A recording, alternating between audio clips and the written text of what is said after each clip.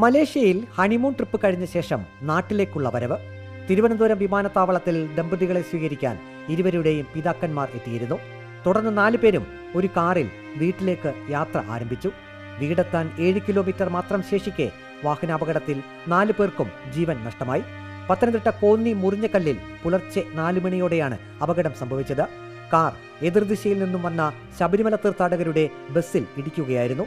കോന്നി മല്ലശ്ശേരി മുക്ക് സ്വദേശികളായ മത്തായി ഈപ്പൻ, മകൻ നിഖിൽ, നിഖിലിന്റെ ഭാര്യ അനു, അനുവിന്റെ പിതാവ് ബിജു പി ജോർജ് എന്നിവരാണ് മരിച്ചത്. കൂട്ടിയിടിയിൽ കാർ പൂർണ്ണമായും തകർന്നു. കാർ വെട്ടിപ്പൊളിച്ചാണ് 4 പേരെയും പുറത്തെടുത്തത്.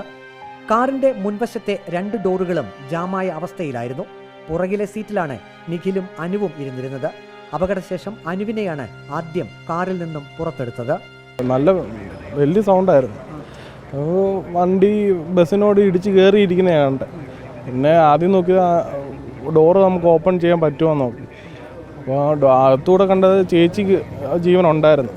അപ്പോൾ ഇങ്ങനെ അടിക്കുന്നത് കണ്ടപ്പോൾ അപ്പോഴത്തേന് നമുക്ക് ആംബുലൻസ് വിളിച്ചിട്ടുണ്ടായിരുന്നു. ആംബുലൻസ് ഡ്രൈവറും ഞാനും പപ്പയും ജൂബിച്ചാനോടെ ഗ്ലാസ് ഉടച്ചിട്ട് വലിച്ച് പൊളിച്ച് ആ ബാക്കിലത്തെ ലെഫ്റ്റ് സൈഡ് ഡോർ.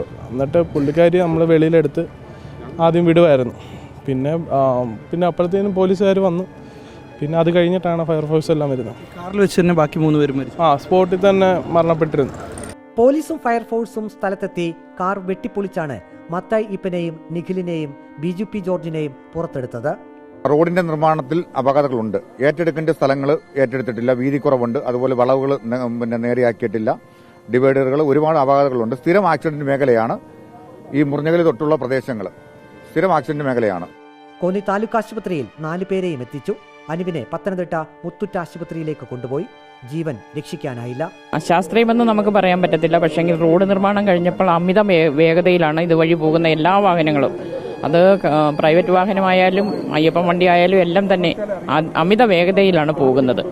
അപ്പോൾ നമ്മൾ ഇതുമായിട്ട് ബന്ധപ്പെട്ട് കഴിഞ്ഞ ദിവസം പഞ്ചായത്തിൽ ഒരു മീറ്റിംഗ് ഒക്കെ വിളിച്ചിരുന്ന നിരന്തരമായിട്ട് കലഞ്ഞൂർ പഞ്ചായത്തിന്റെ മേഖലയിൽ ഇങ്ങനെ അപകടം ഉണ്ടാകുന്നത് കൊണ്ട് നമ്മളൊരു മീറ്റിംഗ് ഒക്കെ വിളിച്ച് നമ്മൾ ഇതിനെക്കുറിച്ചൊക്കെ ചർച്ച ചെയ്യുകയൊക്കെ ചെയ്തിട്ടുണ്ട്. പക്ഷേങ്കിൽ നമുക്ക് എന്താണ് നിരന്തരമായിട്ട് ഇങ്ങനെ സംഭവിക്കുന്നത് എന്താണെന്ന് നമുക്ക് പറയാൻ പറ്റുന്നില്ല. ശാസ്ത്രീയമായിട്ടാണോ അശാസ്ത്രീയമായിട്ടാണോ റോഡിന്റെ പണി നടന്നതെന്ന് നമുക്കല്ലല്ലോ പറയാൻ പറ്റും. ടെക്നിക്കലായിട്ടുള്ളവർക്കേ അതിനെക്കുറിച്ച് പറയാൻ പറ്റത്തുള്ളൂ. കഴിഞ്ഞ നവംബർ 30-നാണ് നിഖിലിന്റെയും അനുവിന്റെയും വിവാഹം നടന്നത്. കാനഡയിലാണ് MBA ബിരുദധാരിയായ 30-കാരനായ നിഖിൽ ജോലി ചെയ്തിരുന്നത്. MSW ബിരുദധാരിയാണ് അനു. ഭർത്താവിനോടൊപ്പം കാനഡയിലേക്ക് പോകാൻ ഇരിക്കുകയായിരുന്നു അനു. പൂങ്കാവ് കത്തോലിക്ക പള്ളിയിൽ വെച്ചായിരുന്നു വിവാഹം നടന്നത്. ഇരുവരും ഒരേ ഇടവക അംഗങ്ങളാണ്. ഇരുവരുടെയും വീടുകൾ തമ്മിൽ 3 കിലോമീറ്റർ ദൂരം മാത്രമേയുള്ളൂ. നവദമ്പതികൾ ഉൾപ്പെടെ ഒരു കുടുംബത്തിലെ 4 പേർ അപകടത്തിൽ മരിച്ചതിന്റെ ആഘാതത്തിലാണ് പ്രദേശവാസികൾ. ഉറ്റവരെ എങ്ങനെ ആശ്വസിപ്പിക്കും എന്ന ധർമ്മസങ്കടത്തിൽ കൂടിയാണ് നാട്ടുകാർ.